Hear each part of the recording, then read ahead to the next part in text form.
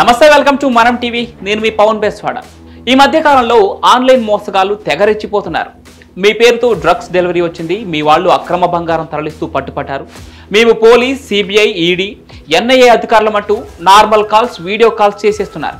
భయపెట్టేలా మాట్లాడి చివరకు మిమ్మల్ని వదిలేయాలంటే కొంత డబ్బు పంపించాలని అమాయక ప్రజలను దోచేస్తున్నారు. ఇలాంటి క్రైమ్స్ పై ప్రజలను పోలీసులు ఎప్పటికప్పుడు అప్రమత్తం చేస్తున్నారు. అయినా చాలా మందికి అధికారులని చెప్పగానే భయపడి డబ్బులు పోగొట్టేసుకుంటున్నారు. అయితే ఒక వ్యక్తి మాత్రం తన తెలివిని ఉపయోగించి తనను మోసం చేయాలనుకున్న స్కామర్నే మోసం చేసి వారి దగ్గర నుంచి డబ్బు కొట్టేశాడు.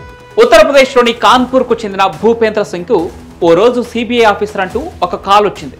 నీ ప్రైవేట్ వీడియోలు లీక్ అయ్యాయి, వాటిపై కేసు ఫైల్ అయ్యింది, దాన్ని క్లోజ్ చేయాలంటే 16,000 రూపాయలు పంపు అని బెదిరించడమే కాకుండా భయపెట్టే ప్రయత్నం చేశాడు ఆ స్కామర్. అయితే అసలు కథ అక్కడే మొదలైంది. భూపేంద్ర భయపడలేదు. తెలివిగా ఆ స్కామర్తో తన ఆట మొదలు పెట్టాడు. సార్, ఈ విషయం మా ఇంట్లో తెలిస్తే నా జీవితమే నాశనం అవుతుంది, దయచేసి బయట పెట్టకండి అంటూ స్కామర్ కు ఏమాత్రం అనుమానం రాకుండా అద్భుతంగా నటించాడు భూపేంద్ర.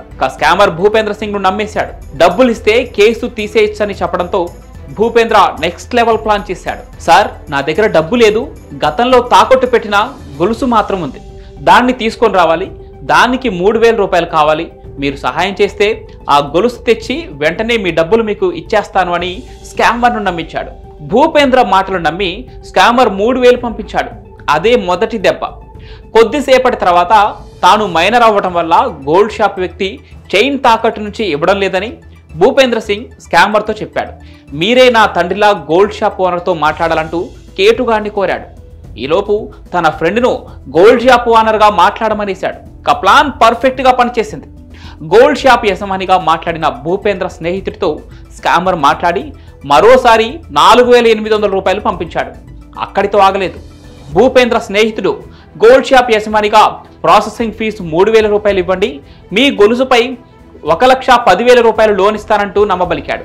మరోసారి నమ్మిన స్కామర్ మరో 3,000 పంపించేశాడు. ఇలా మొత్తం పావు గంటలోనే స్కామర్ ను బురుడి కొట్టించి అతని నుంచి 10,000 దోచేశాడు భూపేంద్ర సింగ్. చివరకు తానే మోసపోతున్నానని తెలుసుకున్న ఆ సైబర్ కేటుగాడు తన డబ్బు తిరిగివ్వాలని ఫోన్ చేసి బ్రతిమలాడుకోవటం మొదలుపెట్టాడు. భూపేంద్ర వెంటనే పోలీస్ స్టేషన్ కు వెళ్లి జరిగిన ప్రతి విషయం చెప్పేశాడు. స్కామర్ పంపిన డబ్బు మొత్తం డొనేషన్ గా ఇవ్వాలని కూడా చెప్పాడు. చూశారుగా, కొంచెం అప్రమత్తంగా ఉండి భూపేంద్ర సింగ్ ఏకంగా స్కామర్ నే రివర్స్ లో దోచేశాడు. మీకు కూడా ఇలాంటి కాల్స్ వస్తే భయపడి డబ్బులు పంపకండి. నిజమైన అధికారులు డబ్బులు అడగరు. డిజిటల్ అరెస్ట్, ఫేక్ కాల్స్ వచ్చినప్పుడు వెంటనే స్థానిక పోలీస్ స్టేషన్ కు సమాచారం ఇవ్వండి. లేదంటే నేరుగా సైబర్ క్రైమ్ పోర్టల్లో ఫిర్యాదు చేయండి. Take care.